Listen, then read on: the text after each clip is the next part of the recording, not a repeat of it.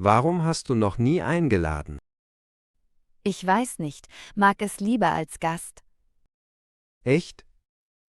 Ich dachte, du liebst das Kochen. Kochen ja, aber die ganze Vorbereitung nervt.